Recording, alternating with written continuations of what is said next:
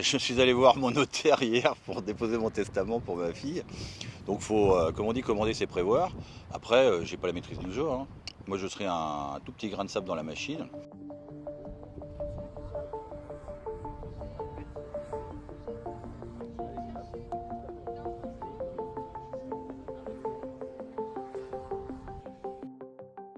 Il y a une semaine à peu près, où je regardais les actualités, ma fille m'a dit Papa, tu veux pas y aller? Ma fille a 14 ans. Et puis j'ai dit bah non, je peux pas y aller. Et elle m'a dit mais pourquoi? J'ai dit parce que tu es là. Et donc elle m'a dit papa, si tu veux y aller, bah vas-y. Donc j'ai pris mon ordinateur et j'ai écrit à l'ambassade d'Ukraine. Donc le lundi, ils m'ont envoyé un mail en me demandant de contacter le consulat, ils m'ont donné un numéro de téléphone. On m'a dit vous mettez un petit peu votre pédigré, ce que vous avez fait, ce que j'ai fait. J'ai eu une réponse le lendemain, mardi matin, où on m'a dit voilà, on aimerait bien que vous puissiez expliciter et vous donner des preuves de ce que vous avez fait. Et on voudrait un extrait de casier judiciaire. Ça m'a surpris au début, mais donc j'ai fait ce qu'ils m'ont demandé, et une heure après, ils m'ont dit vous êtes accepté. Alors quand on m'a dit que j'étais accepté, on m'a aussi donné ma feuille de route, c'est-à-dire je sais par où je dois passer, à quel poste frontière, et où je dois me rendre pour aller signer mon contrat. A priori, on dit qu'il y a à peu près 6 ou 7 000 personnels qui sont déjà arrivés. Bah, il faut les loger, il faut les nourrir, plus tard il faut les habiller. Déjà, ils n'ont pas d'armes déjà pour leurs conscrits à eux, en Ukraine, ils n'en ont pas assez. Donc c'est pas les derniers arrivants qui vont en avoir. Donc moi je pense qu'on va être allez, 3 semaines, un mois en camp, et qu'après on devrait les remplacer sur certaines lignes assez simples, faire de la logistique, ainsi de suite. Ils ne vont pas engager des extérieurs comme ça s'ils ne les sentent pas prêts. Et il faudra du temps avant qu'ils soient prêts, quoi. Je suis allé voir mon notaire hier pour déposer mon testament pour ma fille. Donc faut, comme on dit, commander c'est prévoir.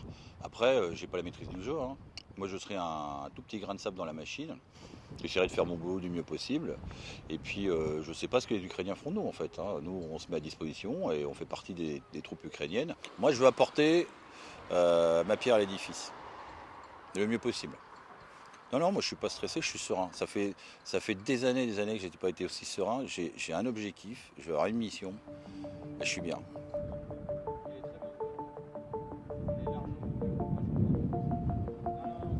C'est à la suite de l'appel de Ronan, qui est un ami depuis longtemps. En tant qu'ancienne militaire, moi, je n'ai pas été combattante, mais je me suis dit que je pouvais apporter à mon petit niveau, aider les autres, aider les vrais combattants. Je me suis dit qu'en fait, je préférais faire la guerre que la résistance. Et je me dis que